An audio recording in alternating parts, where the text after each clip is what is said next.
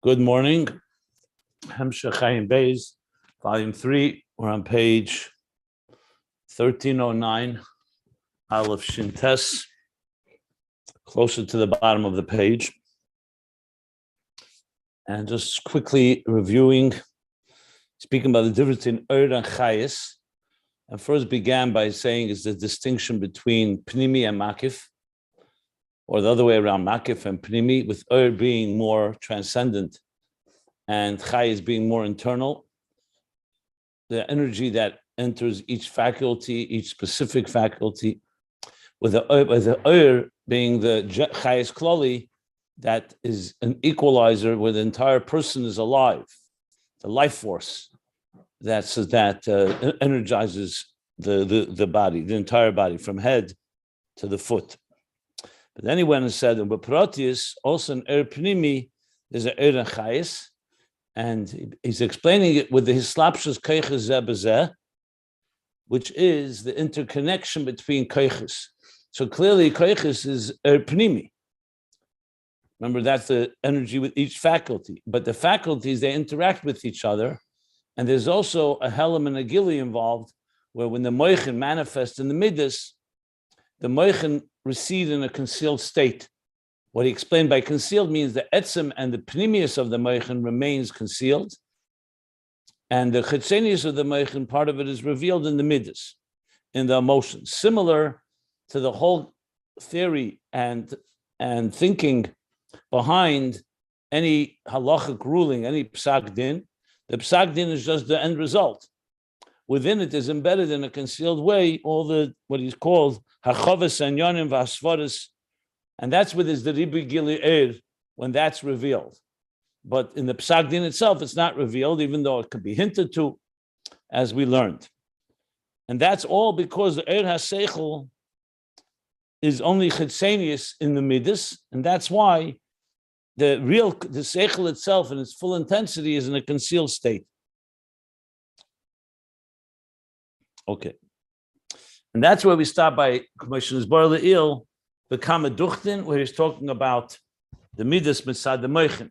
But let's move on from there. I'm going to read now, continue reading from the line that begins at Commissioner's Bar Le'il, the Kama Duchtin. These, if you want to follow the text, go to ayinbeis.com. The PDFs are there of each of these pages.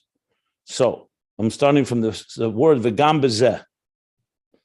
Now, so he's continuing the discussion of seichel and midas, so it's slapshus hakoiches zeh b'zeh, and now he's adding the following: v'gam b'zeh yesh hefresh, and also in this process of the moichin going into the midas. That's what I would think is the gam b'zeh. There's a difference in baba levusha asoga, oy seichel sheina baba levusha asoga. So now there are two ways he's saying there's a difference if it comes in the garments of an intellectual or a cognitive garments, or it's a seichel that does not come by levusha asoga. And he's going to explain what he means, and then I'll elaborate. V'hainu she'ef shalitfus b'levusha asoga, that you cannot grasp it in a way that levusha asoga is simply expression of Chassidus. Maybe I should just explain what that means. Remember, levushim is a very general term that can mean many things. It means garments.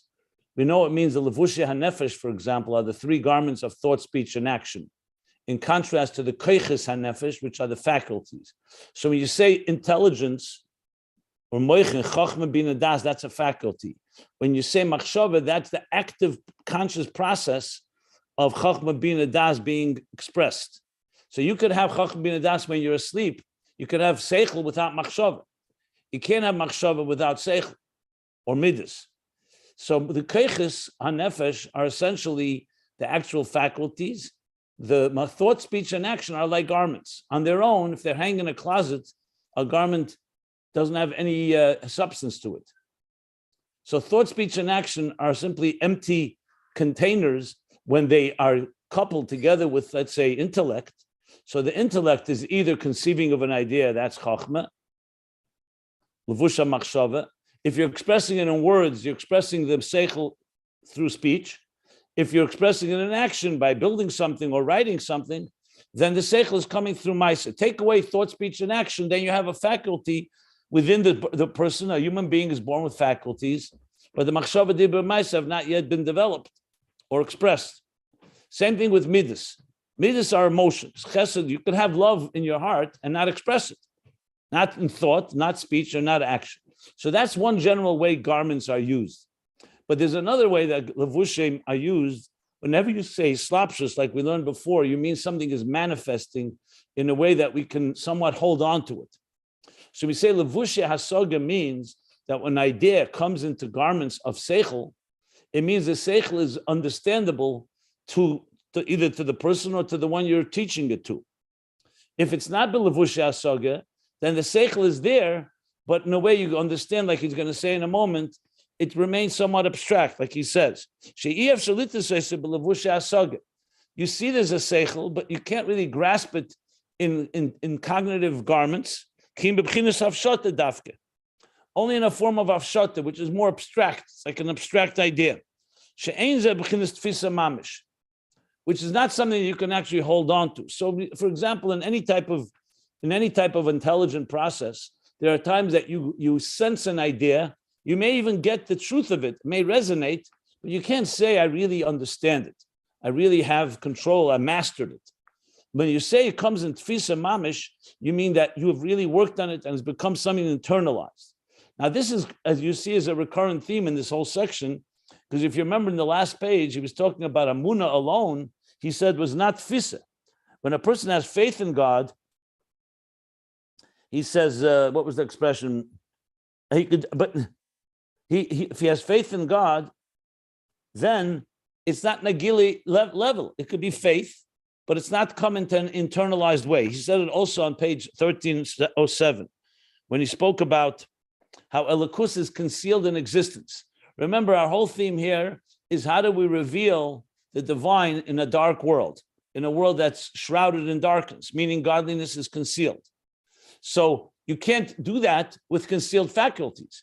They have to come expressed. That's why it's so vital that a person is ma'ayin u'maimik.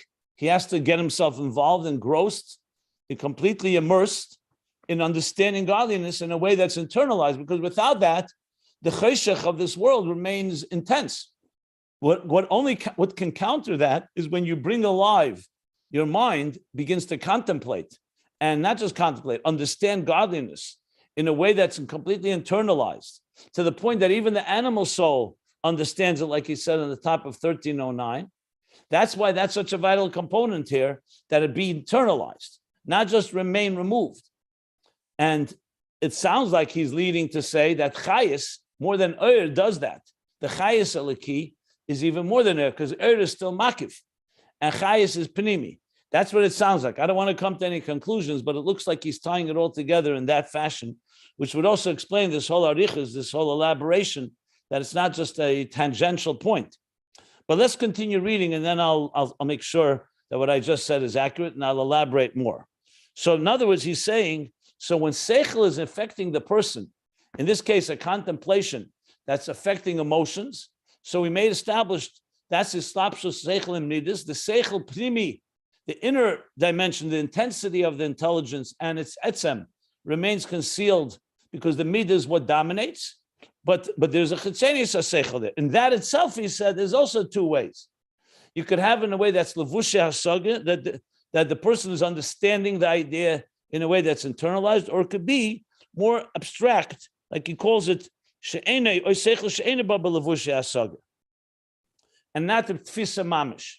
So in other words, like when you're contemplating on God, we learned before that nothing can create itself, and that you have to have God is the creator, and that God's creation, and that the divine energy sustains existence all the time, and the hafla, and then especially at the bottom, which I think now is coming to emerge as well, on the bottom of page 1308, he said these words: "Ubefrat kashem is bin b'chayis alikisha be'elamus, umay migdaite be'efna er v'achayis shemerle b'zeh er aliki b'nafshe." In other words, it's not just contemplating that God created the world, but that this chayis is your very essence, just like the neshama, he said, just like we sense the neshama, even though we may not understand its personality, on top of 1309. But we definitely, Yedeya Margish, the Ephon of the Metzias, he feels the energy within him.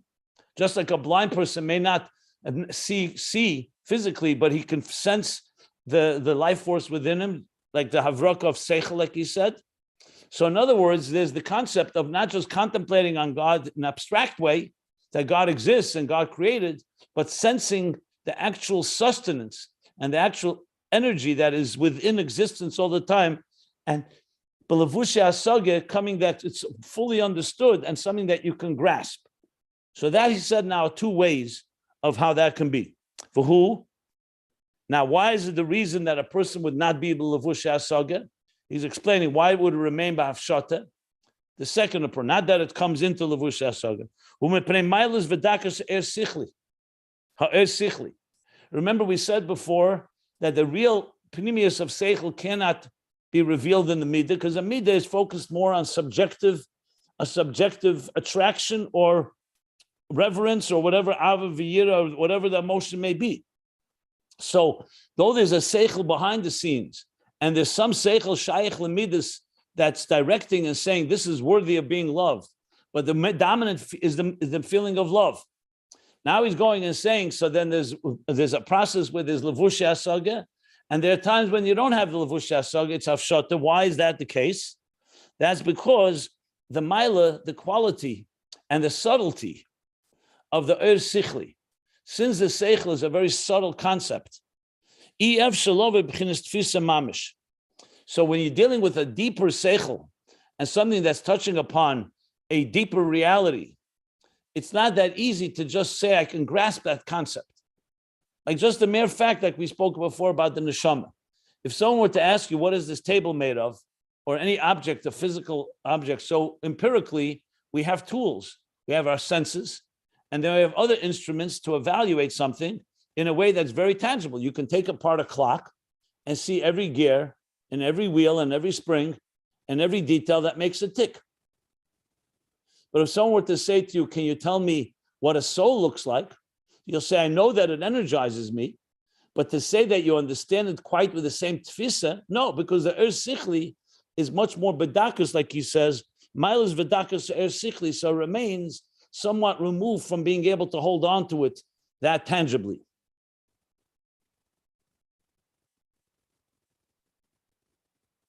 Now we still have to understand how is this all tying together in the Oyer Chayos and what he said earlier, because now it seems like he made it clear that the Seichel is concealed in the Midah, which is the idea of Islapshus Keiches Zeh.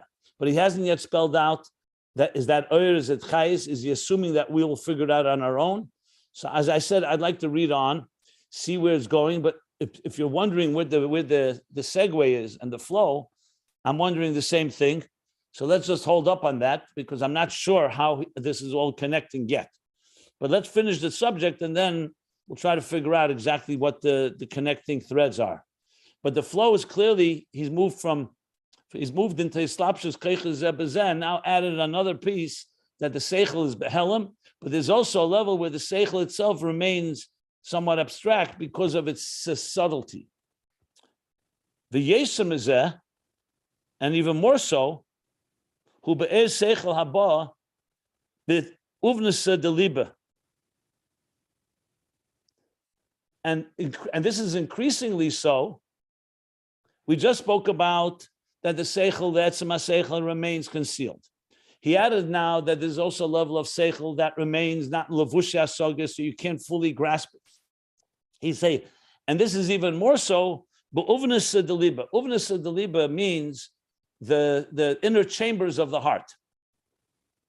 And he brings a Maimer Chazal, Tavna deliba lekasve insha.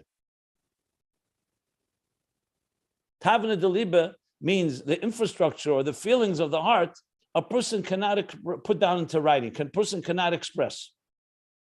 Sometimes there's another expression, liba lepuma legalia. But here he wants to speak about it in the context of seichel. Liba lepuma legalia means that a person cannot express in there with their lips what's going on in their heart. This is essentially the concept when you say, I can't fully express myself. I don't have words. I'm speechless. So you have a deep feeling, but you can't fully find the words to express it. So he says, Tavna deliba lekasfi insha.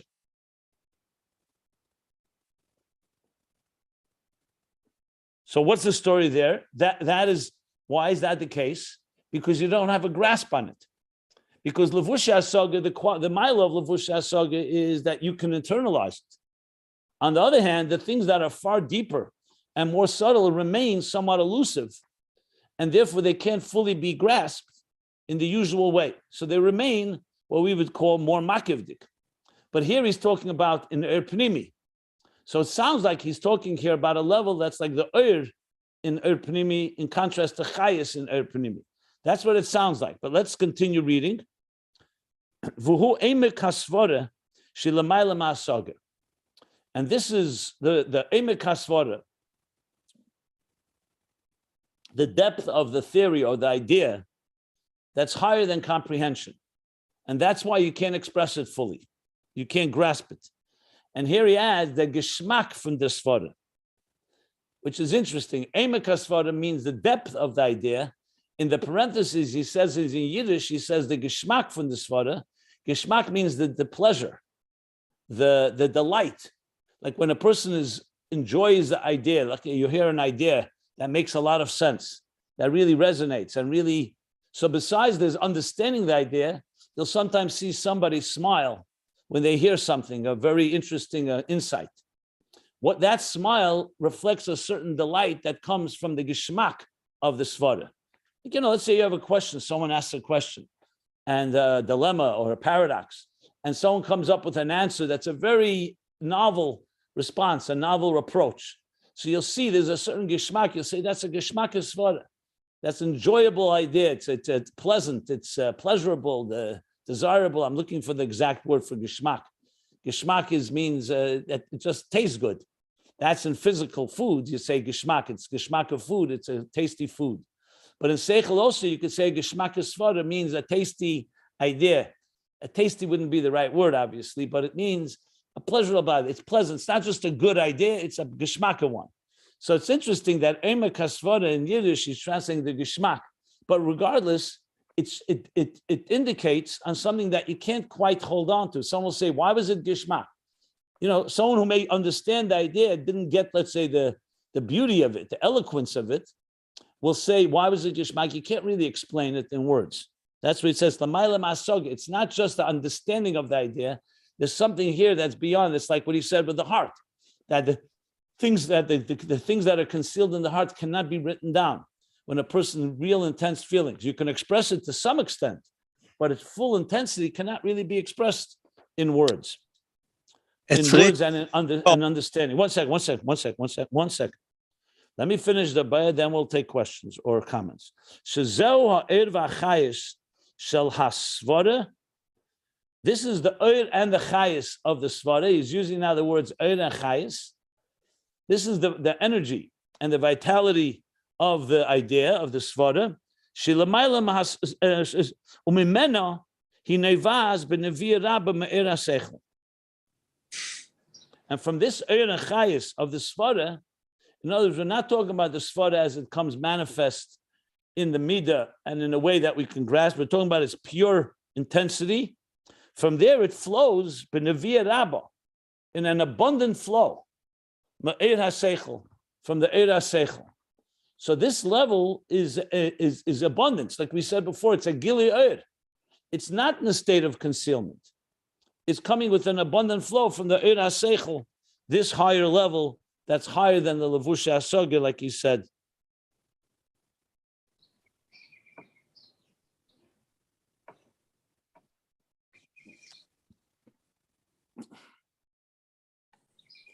And I see, so what is he saying here? Is that the oir and chayis? So first I thought that the oir is like the seichel on its own, and the chayis is how the seichel vitalizes and energizes the midah. So in the pnimi itself, chayis is more the seichel, is the slapshus koiches, as one koyach gives energy to another, and oir would be the oir seichel itself. But now reading it now, he says it all in one sentence. He's saying both are v'chayos of the Svara, and he's not distinguishing between the two. So I'm not clear how this ultimately explains the and Chayos. What I am clear, and I think is very clear, is that he's talking about here a level that when a person is contemplating on godliness, you can contemplate in a way that's internalized, but you don't have the full Eir HaSeichel. And our goal is that the contemplation should be that you have the whole Eir HaSeichel, because like I said before, you don't just want the Gilui Elokus, you want it to have the fullest Gilui possible, because you're countering the darkness of this world. So the more we get consumed and understand and can relate to and understand godliness, the more powerful we illuminate the Nefesh HaLekis, illuminates the animal soul and the Cheshach of this world. That's why I think we should just continue reading. And I will. If you have any questions, please hold them. I just want to get the whole flow to see how he's going here, because it's clearly a lot of Eish Machshava here, that the Rebbe Rashab is bringing a lot of ideas, but I'm just trying to keep the ship steady here to understand the flow of ideas as they're going here. So let me just continue reading, and hopefully it'll become as clear as possible. So now he says, "Ukasher ha'odam mekasher daite umachshavte." He's now taking all of this that we learned and bring it back to what he said, that when a person now binds, connects his das. Remember, we spoke about das, like the Alter Rebbe says, his kashrus. Mekasher daite. He takes his das, concentrates, and binds his das, umachshavte, and his thought.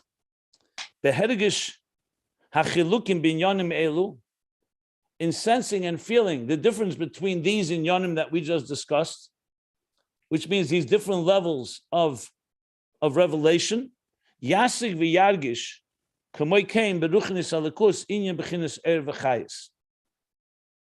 He will understand and feel similarly also in the spirituality of Elikus, the sublime elements of Elikus, the inyan and bechin of Eir and Chayos that we were discussing before. Now, what it seems like he's saying, and again, I have to fill in a lot here because it's not clear the exact connections, but it seems like he's saying, if we go back to the top of the page, the Rebbe Rashab said, remember I pointed out that we never saw the conclusion of the sentence.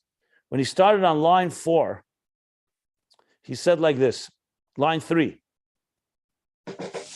that after he finished the point, that a person, that even the animal soul could also understand the inyan eliki, and it causes the animal soul to be sublimated and tamed. So he says, so too is it bizbonus belakus shabab b'chinas eslapshus be'elim shebezeh shayach hasage. So too in the contemplation and godliness, which also manifests in the world, like we said, godliness doesn't remain removed; it manifests in existence. So there's shayach hasage. And there he went and said right away, "The mipsari erzalaka, from my flesh I behold God," which means just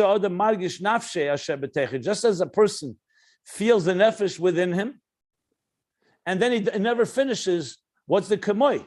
He should say kamoy kain, and it sounds like that kamoy kain he's saying right here at the bottom of the page.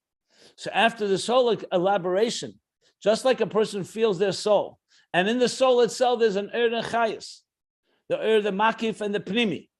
And in the pnimi itself, there's an v'chayos, which seems like is the slapshus of koiches zeh b'zeh, seichel and midas. As I said, I think it means that the is how the seichel remains concealed. And then there's the seichel as it goes into midas. Kamoy kain, that's what he's saying too, that just as a person's mekasha daite, in understanding these differences in his own soul, so from the flesh, we behold godliness above as well. So from this kamoy kain, when we contemplate on the ruchnis of Elikus, we also can come to understand Eir v'chayos, just as we understand it in the neshama, the two levels of Eir v'chayos. This to me is clear, is the flow. So it's interesting, this whole piece is all following from what we said on top of the page. But this you can only pick up if you read it closely and you see how the Rebbe Rashab began. He went into a whole discussion about Eir v'chayos, eslapshus koiches zeh b'zeh, went back now to Levushi Asage and Afshata, all this in the context of understanding the the soul. Like, for example, the things that are hidden in the heart is still connected to a human being. And from that, we come to godliness as well, that there too, there's a level of godliness that we can comprehend more. There's a level of godliness that remains more abstract, can't fully be expressed. That's how I would understand the flow of Chayos in the context of this whole piece here. So it's bringing it all together, that this is what happens when a person contemplates on godliness, and this is relevant because you want to reveal God in this dark world. And Chayos helps us do that. And it really begins at the bottom of page 1308, where he first said, Ubefrat kashem is beinen b'chayos aliki. To the point that I would even say that Ubefrat should maybe be a new paragraph, because that's where it begins this discussion of Chayos in Eliki. Till there, he was talking about that God created existence and sustains it, and the flaw that he's within existence but remains removed, and the Marabu Magadu, the magnitude and the multitude of creation. But then he speaks about the divine within existence, the Chayos, the energy and the vitality, compares it to the Chayos of the neshama, and now comes back here and says, so from the way we understand it in our soul, as every person can understand, the soul sustains us, even though we don't understand the muhus of the neshama, the personality, but we definitely feel its energy. And we also feel the energy that goes internally into each faculty. So now, to each faculty, okay, that's okay. And there you have also Chayos. I would say the slapsus of the Keiches Zebezez, the is the Keyach, higher Keyach, manifesting, more concealed. The Chayos would be more as it's revealed in the lower faculty. So the same thing we can now apply to how we understand godliness. Also, the Chayos of godliness in existence. This is how I would understand the flow here. He's not finished. He's going to still speak about more his bonus that will help us understand this even better. But here I will stop. This is how I understand the flow. I'm more than happy to hear somebody have an alternative way of understanding it. But the more I think about it, the more it makes sense. This is the explanation. But let me stop here, and I'm happy to hear comments, questions, whatever. I just want to say, and everything you explained is amazing. When he's talking about the Geschmack von der Svara, that means it's reaching your core. It's not only the seichel, the logic. It's your core is being expressed. That's the oimek svara. Regardless, it means it's beyond full comprehension. It's higher than Levushi Hasod. You feel that you're there. That's you. Okay, yeah. It's a deep resonance of the truth of the idea and the geschmack, yeah. That's fine. Accept that. And that's the core essence of it. More, I would say more the oir as opposed to the chayos. Sounds like it. Are there any other questions? Are there any questions?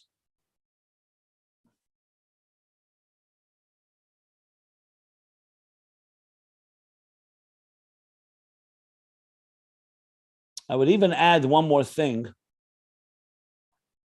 that in general, in Ayin Beis, the interface, for anything to be connecting two realities, and here we're talking about revealing godliness in a dark world, you really need two levels. You need something we relate to, and you need something that's more on God's terms. As I explained many times, that's why you have the two levels of Ayin constantly in a mamutza. You need something that represents the higher, that when you're connecting, in this case, the interface between the divine and existence, you need something that represents the divine. You need something that represents existence. So the fact that godliness manifests in existence, as we said, Havayu hu elikim b'shamayim mimal v'al ha'aretz mitochas. That means that godliness manifests within existence. So there's what we relate to more, and then there's that which is a little beyond us, but it's more expressive of what the elikus is. Now we know elikus is higher than asage. God and godliness is ultimately higher than any human comprehension.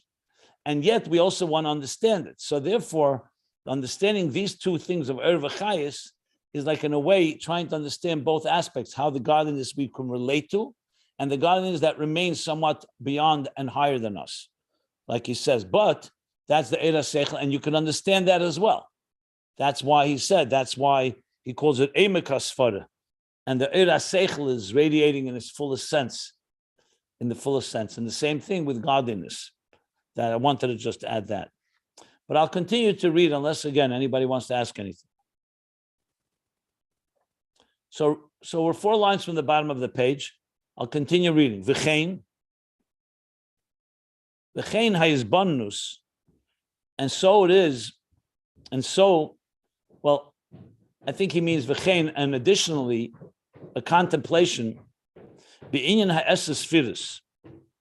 So just as we just spoke about the Eir v'chayos of Elikus, similar to the Eir v'chayos of the Neshama, he's now saying there's also the izbannus in the Indian of the esses spheres, the 10 spheres, you can say that the 10 attributes, the 10 faculties. So we know that like the Alter Rebbe says in Tanya, in chapter 3, he says the koiches eser koiches hanefesh shenishtalshlu mehem, that evolved from the 10 spheres. So like we said, my flesh I behold God. So in addition to Eir and Chayos, when we look at our flesh and we look at the soul that sustains our flesh, we can understand godliness. Same thing, the faculties themselves reveal to us the 10 attributes of God. When we think about our chachma, that you have wisdom, and you have bina, you have wisdom, you have understanding, you have das, you have chesed, gvura, teferes, netzach, ched, yesed, malchus. So that's something you can relate to because it's your faculties. Those faculties reveal to us the divine attributes from which they evolve from. The klolos inyanam, the general inyan and purpose of the 10 spheres, was exactly for that reason. Who begin the ishtamudim bei, that should make God known to us. Through them, we should know godliness.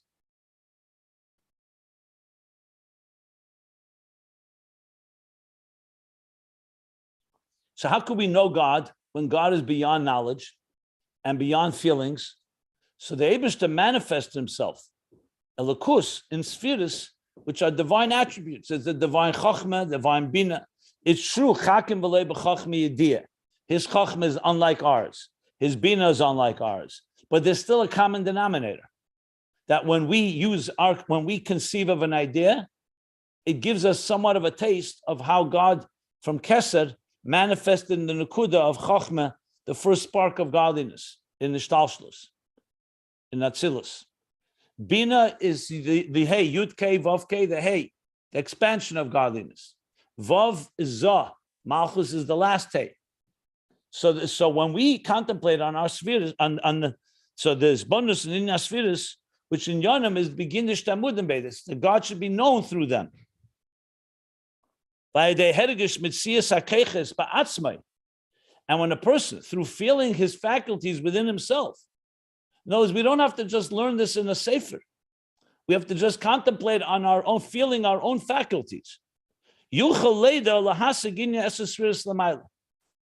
person is capable that by feeling our actual faculties within ourselves, a person can come to perceive and comprehend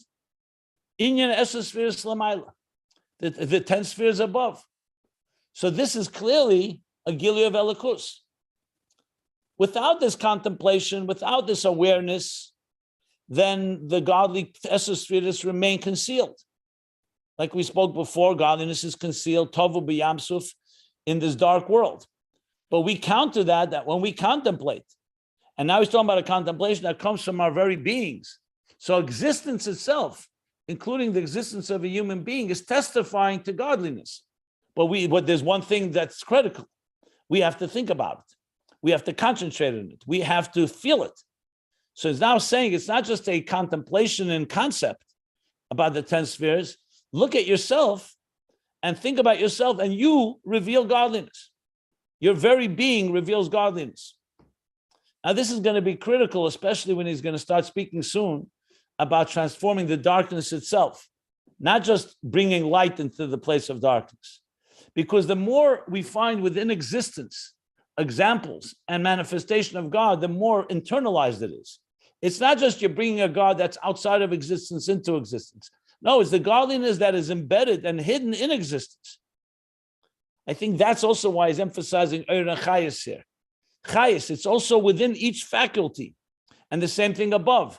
In Yehi Oyer, Chachma, Bina, Das, of Elikus, each one manifests itself internally. The 10 spheres are connected to Asara Mamoris, Shenivra Elam, Oyer is Chachma, Riki is Bina, etc. So bottom line is that we're talking about a godliness that's embedded in existence. You don't need to bring a superimposed force from without, but you have to reveal it. And we reveal it when we reveal it within ourselves, and we feel our faculties. From that, we can come to perceive and understand the 10 spheres above. So that's in addition to the Oyer v'Chayos of knowing that we have a divine energy force, and that it is sustaining and energizing existence like the soul energizes. Even this, as we also come to understanding the very personality, so-called, the divine personality reflected in the 10 attributes of the 10 spheres of the Eibishter. V'chein, v'protei hamadrega is the abiyah. And so too, just like we understand the essence spheres l'mayla, by contemplating on and about our own selves, we can also the detailed levels of Atzilus Bri Yetzir Asiyah. He doesn't spell out what he means exactly by that. I would say two things that the Rebbe Rashab is alluding to. One is that the 10 spheres, remember, evolved through Atzilus Bri Yetzir and Asiyah. So even though the 10 spheres are the same 10 attributes, but in Atzilus is purely Elikus, in Bria they already begin to develop an identity, a yesh. In Yetzirah even more, they take on shape and form, and Asiyah. So he could be talking about the spheres themselves. In other words, our faculties can reveal all those levels, or that within us we also have Atzilus Bri Yetzirah and Asiyah, like Neshama Shenasata Bi, Tahirihi, Ata Barasa, Ata Yitzarta, Ata Nefachta Bi, which is the Abiyah, the Atzilus Bri Yetzirah within our soul. You can interpret both ways, and maybe even more ways, but he's clearly speaking that through contemplating on ourselves, we understand the spheres and also the detailed levels of the elements. Because again, it's not just about looking in a book and says there's 4 worlds. There are also 4 worlds within us, including Daimim, Tzemeach, Chai, Medaber. Those four levels are also correspond to Atzilus Bri Yetzir Asiyah. The other way around, Daimim is Asiyah, Yitzira and Bria are Tzemeach and Chai, and there are different opinions which is which. And then there's Atzilus is Medaber. So bottom line is we understand the divine energies of the spheres and the worlds through the contemplation and sensing it within ourselves. And now he brings it back to the whole point. What's the point of all of this? Why are we contemplating this? Because we're looking to what? To connect with and internalize and experience in the most revealed possible way godliness. What? In a dark world. Remember, the Nefesh Elikis was concealed in the animal soul.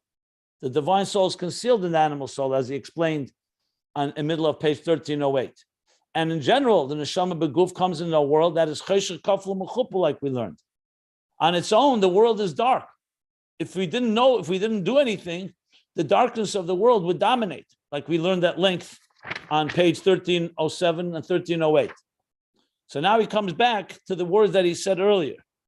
Asher b'chol zeh b'izbonenus teva u'ba'amokas hadas, that all this, b'chol zeh, and I would say b'chol zeh began all the way from the middle of page 1308 where he started having Magala nafshi alikiz ba'aveda b'tfila b'sedes averiba through mizbeinenus. He started a little higher up in the upper part of page 1308. She said, "B'chol zeh b'izbonus teva," in a solid or a thorough or good contemplation. U'ba'amokas hadas, and with hadas, a concentrated and immersive das. Meir boy, all of this radiates in him. Nafsh elikis. This causes the nafsh elikis to radiate in him, because the nafsh elikis, which is divine and its faculties are divine, are now radiating because of this contemplation. It stimulates and wakes it all up. It doesn't remain dormant. V'nasa b'chinas kiruv, and becomes in a way that's close to you. Remember, without this, the nefesh elikis is there, but it's not necessarily close to you. This is the exact words he used at the bottom of last page. B'chinas kiruv, u'b'chinas dveikus, ba'ir eliki. And here he says again, so it becomes close, intimate, u'b'chinas dveikus be'elikus, top of page 1310, and a dveikus, an attachment, a connection to godliness. And as a result of that, that weakens the darkness of the crassness of the animal soul and of this dark world. Like he already said on top of page 1309, I mean, even earlier, actually. He said it at lower part of 1308, 1309, and now he's going to use new language, but the same idea. Because as we spoke about, and I'll just reiterate it, the more you connect to the real life force within existence, the more you appreciate the fruit, the less hold the shell has on you. So the nefesh habam is the animal soul, and the crassness of this world is an outer dimension. It's concealing the divine within. The more you connect to the divine, what happens? The less hold, the less seductive power does the material world have on you. And that's what he says. V'nasi is gabrus atzura alachemer, top of 1310. And becomes the dominance, the predominance of the surah over the chemer. Now, surah chemer, just to explain, surah generally means the shape of something. Chemer means the very substance. But here, surah is referring to ruchni, ruach ala geshem. So surah, when you say is gabrus surah ala chemer, means that your spirit is dominating over your body. Like similar to the word the Alter Rebbe uses at the beginning of chapter 32. Lev of Tanya, he says that Ava, true Ava is only shayach when you have nafshe ike v'gufei tofel, that the nefesh is primary and the body is secondary. If the body is primary and the soul and the spirit is secondary, you won't have true love. Similar expression. So this expression is gabrus hatsura ala chemer, that the spirit is more powerful than the chemer, which essentially means that your life is a more refined life as opposed to a more crass one. Now, why is that the case? Because he explained earlier. Because the more you connect to the inner force, it's like as long as you don't know that there's energy in something, so you could worship the outer expression of it. But once you know the energy, that's what you want to connect with. So the chemer becomes less powerful. This is exactly what it means. It means you're revealing the inner energy, the divine energy within existence, the 10 spheres, abya, every Chayos, and everything we've learned, and that causes to the point that the person who's experiencing this has no relationship at all. He distances himself, in the words he used earlier. Now he says he has no shaykhus at all, no connection at all to the inyanim hachumim, to the crass matters of this world. Because the energy of the spirit, and here I'm using spirit for the word surah, alikis of the divine energy, the Eirat Surah, the energy of the spirit of godly spirit, Meir by Bigili, radiates with him in a revealed way. V'achemer mizbatel legamri, and the chemer, the crass body, meaning not the spirit but the body, the physical, is mizbatel legamri, completely gets nullified, completely gets sublimated. Mipnei Eir Hatsura, due to the energy of the tzura of the spirit. So whenever you reveal more spirit, the less will be the focus on the external crassness of the body of the entity. Just to use a simple example, when a person is, let's say, reading a book, I'm completely use a very secular example, 2 examples. Person's reading a book. So you can read the book and you can be focusing on the words, on the phrases, on the expression of the author. Or you get so immersed in it that you're actually feeling and experiencing the feelings of the author. That's why a person could read a book and not even realize they're turning pages, and they're even reading letters. Sometimes you could read a book and you can start crying or start laughing. It's just a book. It's words on a page. Because the chemer of the book are the words. The surah of the book is the message it's conveying. And when you connect to the message, the chaymer becomes less important. It's necessary because it needs to be expressed. The same thing, you listen to a song or you look at a piece of art. You could focus on the external details, or you can get so mesmerized and so taken by the song or the visual that the surah, the spirit of it, completely consumes you, and the outer dimension is not, you don't even see it in a way. You see it, but it's not significant to you. So in anything in life, when you love somebody deeply, you're not just loving their outer body. It's not just a physical thing. You love their spirit. You love their personality. You connect to them on that level, to the point that the body is just a handle. It's just almost like a symbol. Like when you say the name of somebody you love. For a stranger, the name is the only way you can identify a person, through their name. But when you say a name of someone you love, it's filled with the whole love that you have. The name is just a handle, just like a label to know who you're calling. But when you say the name, it carries the whole spirit of the person, the thing you connect with. So you see in life, there's always the two forms. There's the form of outer expression, and there's the inner spirit. What the Rebbe Rashab is saying here, in very unbelievable terms, you don't see this so often in my modern. This is almost like informal, but it's classic Ayin Beis, where he's saying that the real energy, the inner entity, the inner life of existence is godliness. So for you to hold on to the outer dimension, it's like the person you love, your spouse, your child, and you're focusing purely on the color of their eyes or on some other external detail. That's not who they are. That's their outer body. So when we contemplate on all these matters, what do we come to understand, and what do we come to love? The real force of existence is not its outer shell, not its external superficial surface level, but its inner force, which is godliness. And then automatically that's his gaber satsura ala chaymer, as he just explained. So it's really a logical method. It's not just a zgula. It's not just, okay, you think about God and God gives you the power to be stronger than your Yetzer Hara. No, it comes down to actually the dynamics. The more you connect to the inner forces of existence, the less you'll be attached to the outer expressions of it. Another way of putting it. And then he adds, Ukasher kol zeh. He's bringing back the point he made on the top of page 1309. And when all this, when all this is also understood in the comprehension of the natural seichel of the animal soul. In other words, it's not just a divine contemplation. The animal soul also understands this. Just like I said, the animal soul could understand that the inner energy of a piece of music or a book or a person or a art is the main force. When this nefesh habamis understands it, v'hainu. Okay, there's a parentheses that's not so short.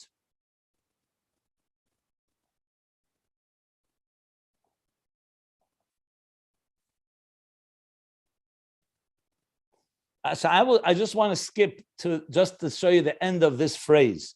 The Rebbe Rashab is now going to explain what does it mean that the animal soul understands it. But remember, he started, whenever you say, kasher kol zeh, like I said before, when all this is also understood, so what's the end of the sentence? The end of the sentence is around 15 lines down. I'll count exactly. 1, 2, 3, 4, 5, 6, 7, 8, 9. 9 lines down.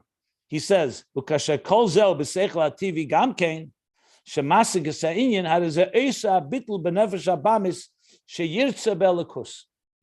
So when all this is also going to permeate and also be understood by the natural seichel of the animal soul, that the animal soul can also appreciate it,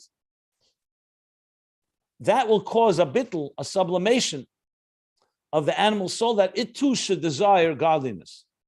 That's the end of this sentence. But obviously, I'm going to go back. He's going to explain more now. What does it mean explaining this to the animal soul?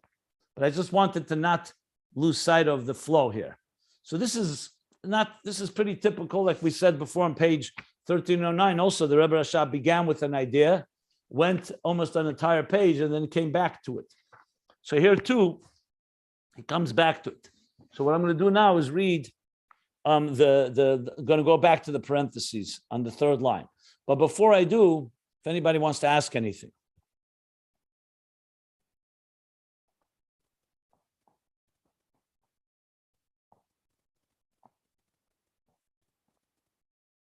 Okay, so let's go back to the parentheses. So it's saying, so later, that when this, so Fahainu, what does it mean that it's also understood by the animal soul? That this contemplation we've been talking about is not just that it's understood, the idea is understood by the divine intelligence of the divine soul. In Tanya, from chapter 3, he talks about that this nefesh halakis has keiches hanefesh, including chachma bina das, and he discusses that when a person contemplates on godliness, it awakens ava v'yira, a love and a reverence for God. But that's hasag of the nefesh halakis.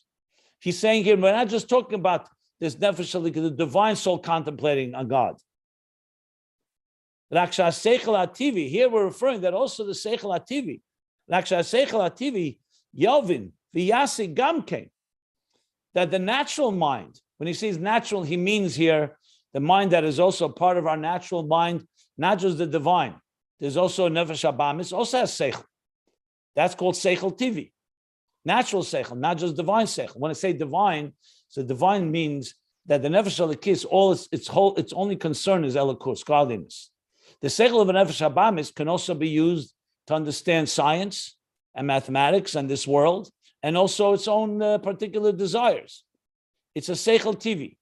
So seichel itself, there's a seichel tivi, seichel alaki. So here the goal is, he's saying here, is that the seichel tivi should also understand and comprehend. The ein zeh shemevi sanyanim bislapsis yeser. And now he's explaining, now this too can be understood in two ways. You can say, you know what, the divine soul is serving like a teacher, and it's explaining the idea so well that an animal soul could also understand it. He says, no, it's deeper than that.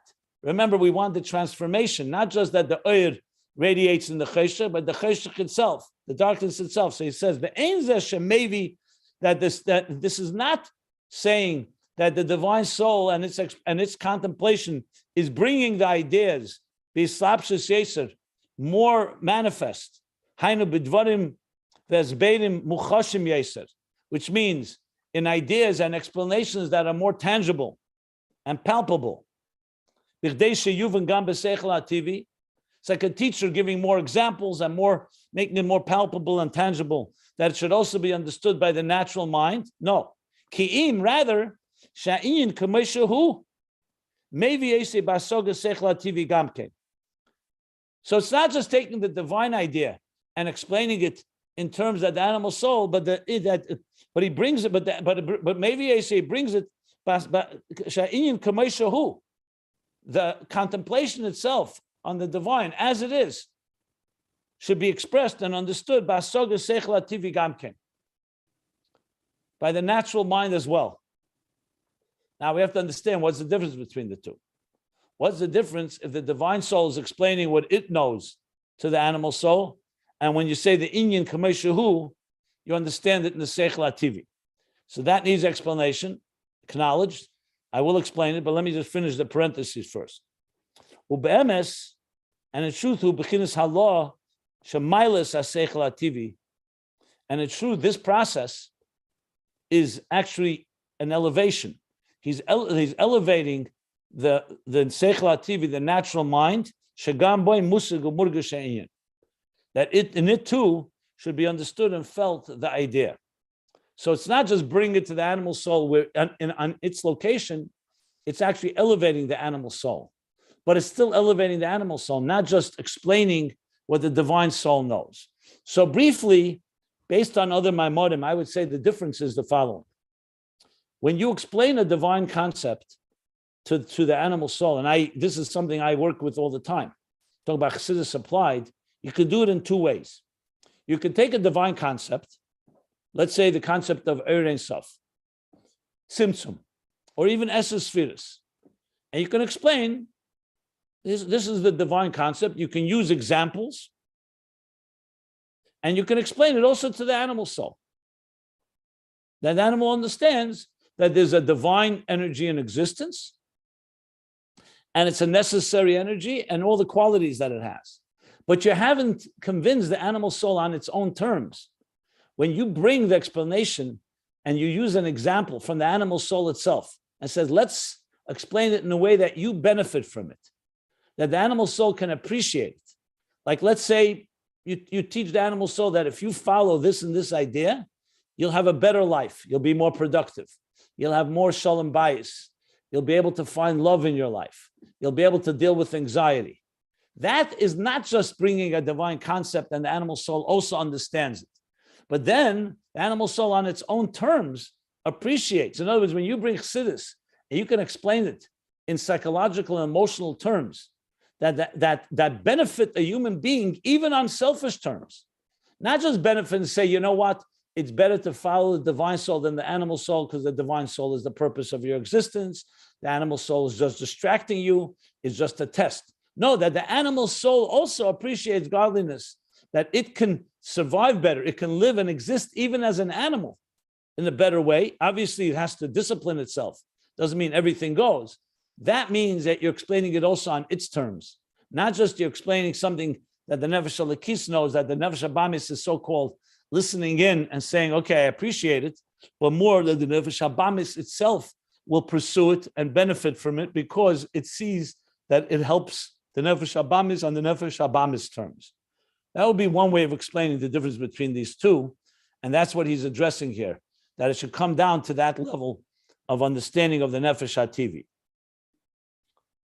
Okay. I'm going to stop here.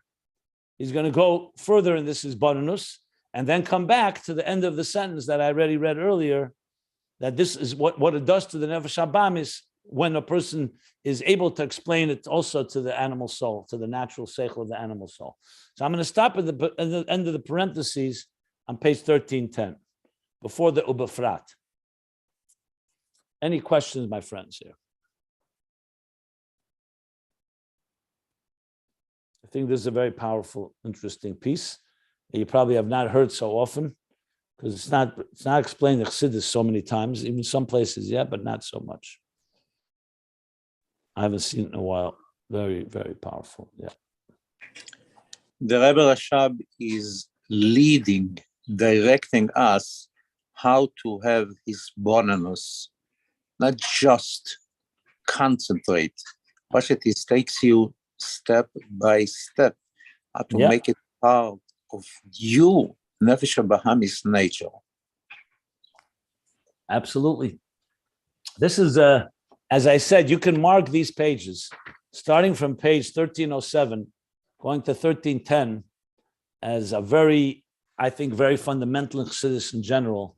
If you ever want to refer back to it or want to introduce it to other people, these last 3-4 pages have been something that I think it's a great introduction to understanding, like the purpose of existence and how we, and a real formula, like Rabbi Shlomo just said, a real formula of how we can counter the darkness of this world. When people ask, how do you do it? So of course, Torah Mitzvahs does it, but here he's giving actually how you can train and condition yourself to completely be a different type of human being through this Hisbonenus and Hasaga and comprehension, and how it affects our midas, our emotions. Yeah, very, very. I have a question about this appeal, if you will, by the Nefesh HaLekis or by Elikus, the Hisbonenus, the appeal to the Nefesh HaBehema, to appeal to it on its own terms so that it can appreciate its self-interest, if you will, lahavdil, in trying to connect with Elikus, that, as you said, you'll have less anxiety, you'll have more love in your life, etc., less depression. Well, what's the question? Okay, the question is it impossible to appeal to the Nefesh HaBehema on spiritual terms? In other words, it's still, you're not quite transforming it, and I'm sort of wondering what's the Gilui or the Nefesh HaBehema. You're just tricking it, so to speak. You're not really transforming it. I mean, you're getting it to conform and say it's in your best interest to connect in this way. But I'm just wondering, is it dafka because it's an nefesh behemoth? There's just no way to appeal to it on any other terms. No way to transform it, to elevate it. It's going to be what it's going to be, permanent. No, it's fine. You if you can explain it in a way that elevates it, like he said, it elevates it. He said the words, it elevates it. That by all means, you can explain to an animal soul the value of spirituality. He didn't say you can't. The making the nefesh habamis understand spirituality is part of what we're discussing here, but it's on its terms. It's not just explaining a foreign concept to it, that there's some divine soul. It's explaining it that the nefesh habamis could understand the idea on its terms. It would be like the difference of trying to elevate a student. The student has to come and first grow and be on the level of the teacher to fully comprehend it, or on the level wherever the student may be can begin to comprehend it. And then the nefesh habamis can continue to grow in that process. This is all part of explaining godliness and spirituality. It's just a matter of language. And it's not tricking it at all. It's on the contrary. It's showing it that this is the best life for you.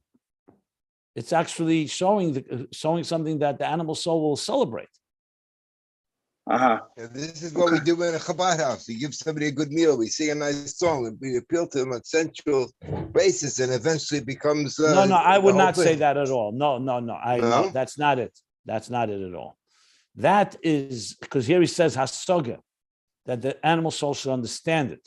That's not understanding. That's just feeding his stomach, and fine. He likes to be there. It's nice, but here he's talking about. Then he understands that he can go there and that's it, and he does feel it's no, but he's not talking about that. He's talking about seichel hasoga. He says that seichel ativi, that the animal soul should understand it. You can eat shalom and not understand anything about God. He's talking here about the seichel itself should be permeated, and yeah.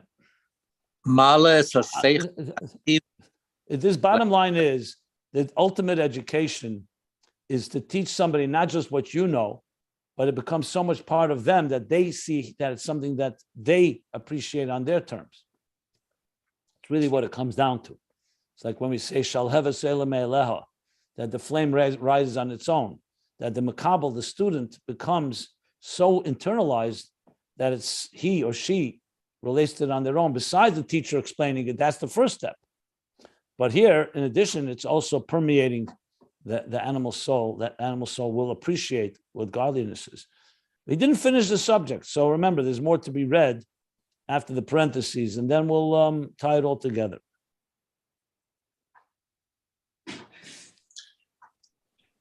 This is an amazing way to explain it. That the nefesh habamis wants it's good for her.